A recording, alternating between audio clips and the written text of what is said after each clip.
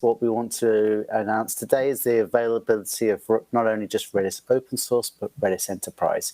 So you can go download it, you can use it, you can give us our feedback, and you can tell us all the great things that you love in it and all the things that you want next. Let's have a sort of quick look at what those major features are. In open source, Salvatore's talked about access control lists.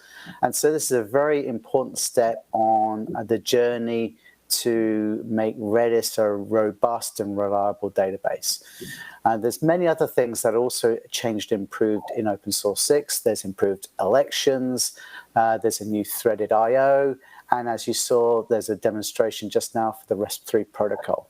These are great features that are being added into the open source project to extend its capability. Layered on top of that is Redis Enterprise. And so we've been actively working to add in those additional functionalities that enterprises are craving for. And so we've taken access control lists and we're adding a layer above that to do role-based access control. And so this just allows simplified administration at scale. We've also been extending our active technology to incorporate hyperlog login streams. And so we're going to talk about a couple of these things as we go through these slides. So let's first talk about why does access control lists matter? Well, the key thing that's been introduced is the ability to specify for a given set of keys what operations can be performed. So in this first example you see here, we have Alice. There's a regex expression for the keys that they can match, tilde, cache, colon, star, and then the operation that can perform. So this allows for a strict separation of concerns between what the application or a service might need to access and what commands the administrator will need to access in order to maintain the Redis cluster. So you can now separate these groups apart. What this means is that you've got a far reduced attack surface. You no longer have a single user that you're authenticating against. You can now set up all the different users and roles as required to meet any compliance or regulatory needs that you have. My favorite part of ACLs is, and I've done this plenty of times, is remove the ability to run flush DB, i.e. clear out the entire cache.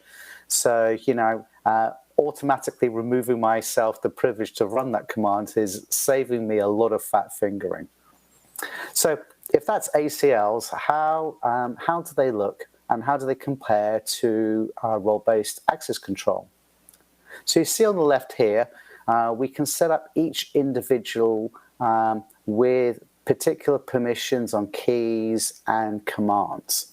And so that is really great in a development and test environment. It allows a very simple way to administer and set up all of those rules.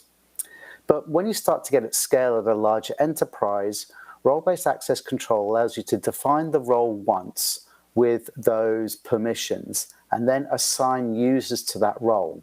That means that you can change the role definition and all users now conform to that, rather than having to go through user by user by user.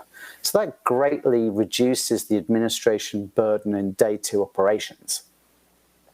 So we think it's a really great set of features, but it's just the first sort of step on the path for the Redis 6 family. What are we working on next? Well, now that we've got role-based access control, many people will want to configure them through external identity providers, so Active Directory or LDAP. So the next step is to be able to configure those roles not just within a Redis Enterprise cluster, but from outside the Redis Enterprise cluster. Again, this simplifies the administration burden. We're adding TLS 1.3 support, so we're getting the latest ciphers, the latest version. We're also adding mutual TLS authentication, so you only need the certificate chain only. And then we're extending active-active support to support search. And if you're not familiar with Redis Search, this is an extension to core Redis that allows you to do full text search. doing stemming, stop words, and all the other great fuzzy matching and text searching that you can do.